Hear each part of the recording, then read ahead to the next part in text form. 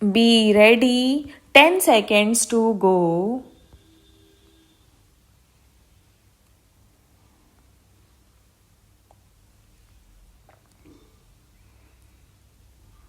Start. Tomorrow we will celebrate the Republic Day.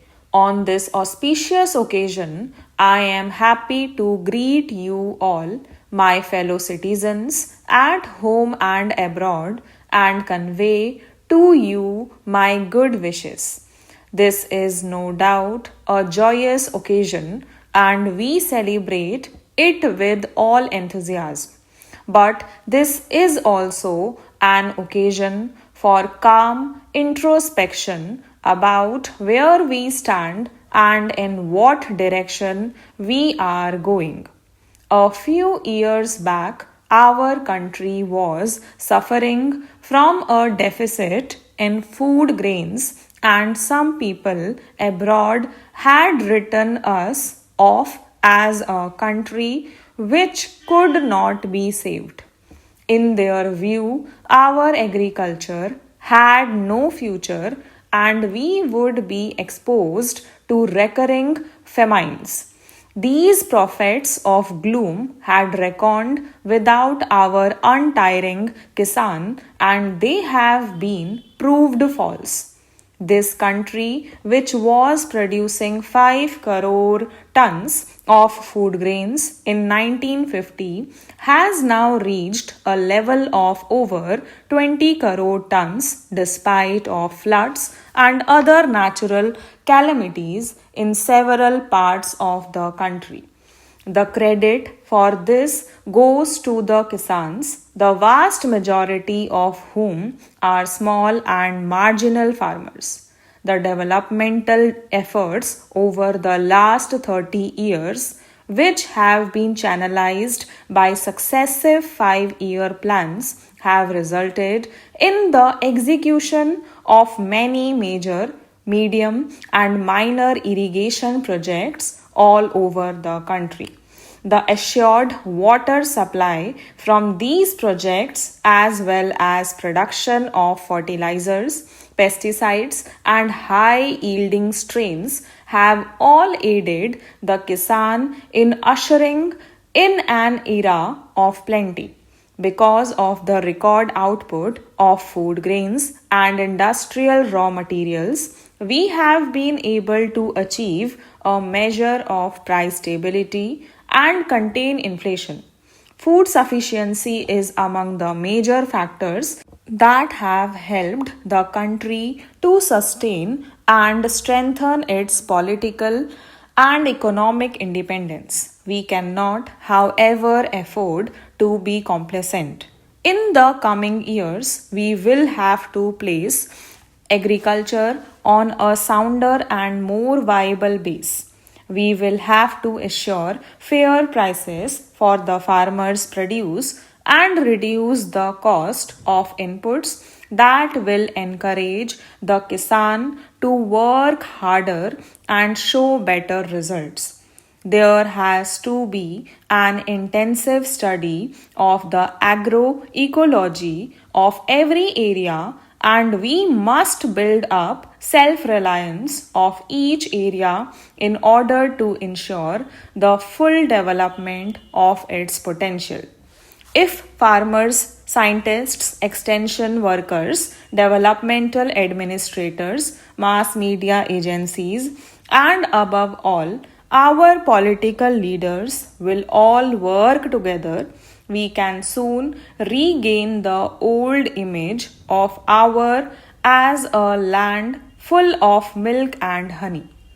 While this achievement is certainly within our reach, a radical change in the entire value system of our urban societies is essential for attaining this goal.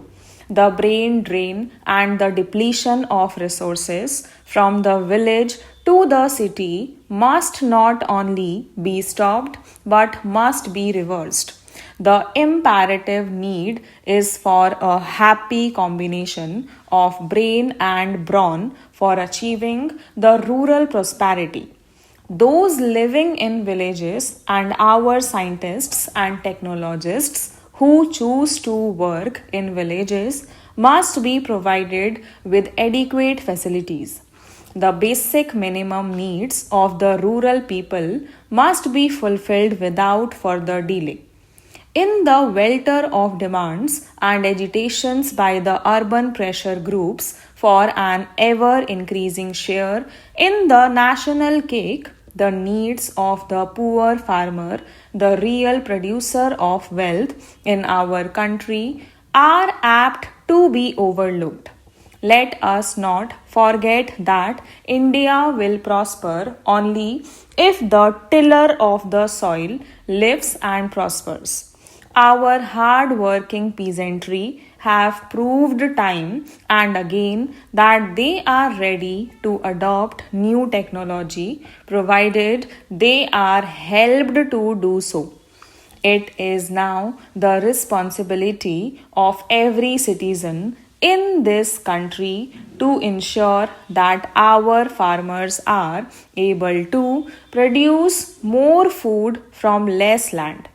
This presupposes considerable attention in safeguarding our basic agricultural assets like soil, water, flora, and fauna so that productivity can be improved without harming the long term production potential of soil and water.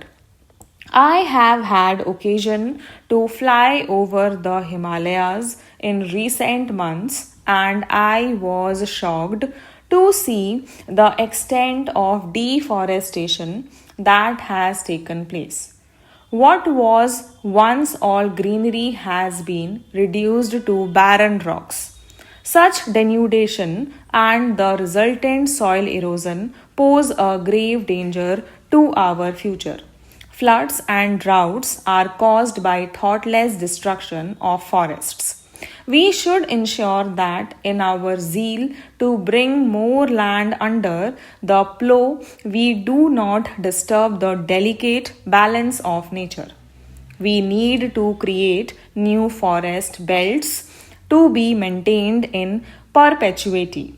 I am happy that the state governments are now imposing restrictions on the felling of trees and preventing further denudation of forest areas. But this is largely a matter for community involvement and initiative, and I hope our people, particularly in the rural areas, will take up this work in right earnest. If today many people still go without enough food, it is not because of lack of food, but rather because of lack of purchasing power. Hence, our agricultural plans will have to aim at generating more and more employment in the rural areas in addition to providing food for our growing population. Stop